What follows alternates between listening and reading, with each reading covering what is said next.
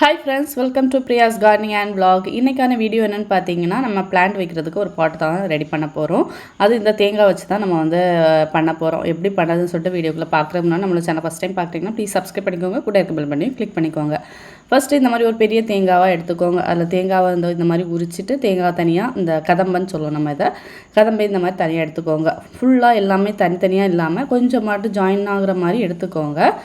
அப்போ தான் நம்ம வந்து கொஞ்சம் ஜாயின் பண்ணுறதுக்கு ஈஸியாக இருக்கிற மாதிரி இருக்கும்.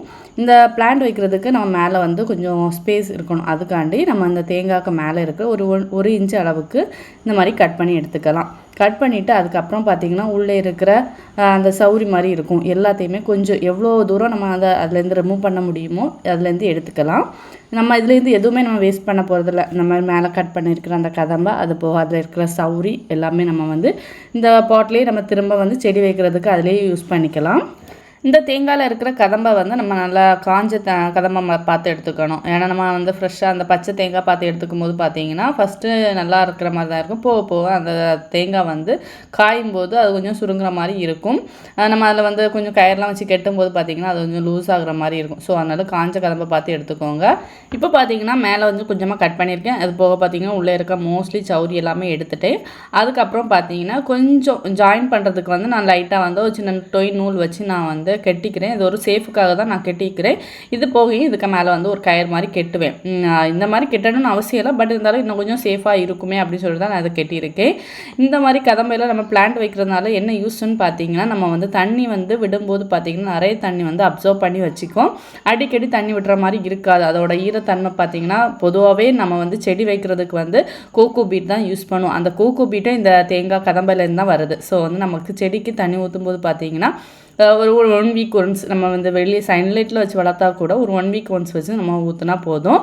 இந்த மாதிரி தான் நான் சுற்றி வந்து லைட்டாக அந்த ரெண்டாக அந்த மாதிரி ஸ்ப்ளிட்டாக இருந்ததுனா இந்த மாதிரி டொய் நூல் வச்சு கட்டியிருக்கேன். இதை சுற்றி பார்த்தீங்கன்னா சின்னதாட்டு ஒரு பம்பரை கயிறு மாதிரி கொஞ்சம் பெரிய கயிறு மாதிரி இருக்குது. இதில் தான் நான் சுற்றி ஒரு 3 சுற்று மாதிரி சுற்றி விட்டுருக்கேன். ஃபஸ்ட்டு வந்து ஒரு டொயின் அந்த நூலுக்குள்ளே ஒரு சின்னதாட்டு சேர்த்துன்னு ஒரு நாட் போட்டுக்கோங்க. ஏன்னா வந்து நம்ம இந்த தேங்காயோட சைஸ் பார்த்தீங்கன்னா டிஃப்ரெண்ட்டாக இருக்கும். மேலே கீழேன்னு ஒரே இதாக இருக்காது. ஸோ வந்து லைட்டாக கலண்டு போகிற மாதிரி இருக்கும். ஸோ அதனால் ஃபஸ்ட்டு வந்து அந்த டொயினுக்குள்ளே ஒரு நூல் போட்டு கட்டிட்டு அதுக்கப்புறம் வந்து இந்த மாதிரி 3 சுற்று சுற்றிட்டு திரும்ப நாட் போட்டு விட்டுக்கிட்டேன். சிம்பிளாக வீட்டில் இருந்த தேங்காய் கதம்பையை வச்சு பார்த்தீங்கன்னா சூப்பராக பாட் ரெடி பண்ணியாச்சு. இதில் வந்து வேறு பெருசாக இந்த டெக்கரேட்டிவ் மாதிரியும் பண்ணலாம். நான் சிம்பிளாக வந்து கயிறு மட்டும் தான் கெட்டி விட்டுருக்கேன். இதில் வந்து நம்ம கட் பண்ண வந்த கதம்பை, அது போக வந்து சௌரி, அது கூட கொஞ்சமாக மண் சேர்த்துட்டு என்ன மாதிரி பிளான்ட் வைக்கிறோமோ அதை உள்ள வச்சுட்டு அதுக்கப்புறம் வந்து ரெடி பண்ணிக்கிட்டேன். ஹேங்கிங் பிளான்ட்டாக பண்ணும்போது பார்த்தீங்கன்னா இதை சுற்றி 2 கயிறு ஒரே அளவாக எடுத்துகிட்டு ஜஸ்ட் நம்ம இப்போ அதில் கட்டியிருக்க கயிறு கூடயே பார்த்தீங்கன்னா ஒரு சின்னதாட்டு சுற்று மாதிரி சுற்றிட்டு அதுக்கப்புறம் வந்து மேலே வந்து ஹேங்கிங் மாதிரி ஒரு நாட் போட்டு எடுத்து வச்சுக்கலாம். பார்க்குறதுக்கு ரொம்பவே டிஃப்ரெண்ட்டாக இருக்கும். நம்ம தேங்காய் கதம்பையை வச்சு ஹேங்கிங் பிளான்ட் மாதிரி இதில் வந்து தொங்க விட்டுருக்கும்போது ரொம்ப டிஃப்ரெண்ட்டாக இருக்கும் பார்க்குறதுக்கு. நம்ம தண்ணி வந்து அடிக்கடி விடணும்னு தேவையில்லை. ஏன்னா அதில் வந்து கதம்பை சௌரி எல்லாமே பார்த்திங்கன்னா நல்லா தண்ணி வந்து அப்சர்வ் பண்ணி வச்சுக்கும். சீக்கிரமாகவே ட்ரை ஆகாது. ஸோ அதனால் பிளான்ட்டுமே பார்த்திங்கன்னா நல்லா க்ரோத்து நல்லா செழிப்பாக இருக்கும். இந்த மாதிரி தான் சூப்பராக பார்த்திங்கன்னா ஹேங்கிங் பாட் வந்து ரெடி பண்ணிக்கிட்டேன். இதில் வந்து நம்ம வந்து கதம்பை சௌரி எல்லாமே போட்டு அந்த ஹேங்கிங் பிளான்ட்டில் என்ன மாதிரி பிளான்ட் வச்சா நல்லா இருக்குமோ அந்த பிளான்ட்டையும் வச்சுக்கிட்டேன். நம்ம இந்த மாதிரி பாட்டில் வச்சுட்டு கீழே பார்த்திங்கன்னா நம்ம தேங்காய் உடச்சி அந்த சிரட்டைன்னு சொல்லுவோம்ல, அந்த சிரட்டை 3 கமுத்தி வச்சுட்டு இந்த சென்டரில் வச்சா கூட இது சூப்பராக நின்றுக்கும். சூப்பராக பார்த்திங்கன்னா வீட்டிலேருந்து தேங்காய் இருக்கிற கதம்பையை வச்சு பார்த்திங்கன்னா பாட் ரெடி பண்ணிக்கிட்டோம். இது கொஞ்சம் டிஃப்ரெண்ட்டாக இருக்கும் பார்க்குறதுக்கு. ஆனால் இதில் வந்து ஒரு யூஸ்ஃபுல்லான விஷயமும் இருக்குது. ஸோ அதுக்காகவே இந்த மாதிரி பாட் ரெடி பண்ணி போட்டுக்கலாம். நாள் போக பார்த்தீங்கன்னா கொஞ்சம் ஏதாவது டிஃப்ரென்ஸ் தெரிஞ்சுன்னா அப்படியே தூக்கி நம்ம பாட்டில் வைக்கணும்னாலும் வச்சுக்கலாம். இல்லை பெரிய அளவு எதையும் கட் பண்ணி மாற்றி வைக்கணும்னு இல்லை.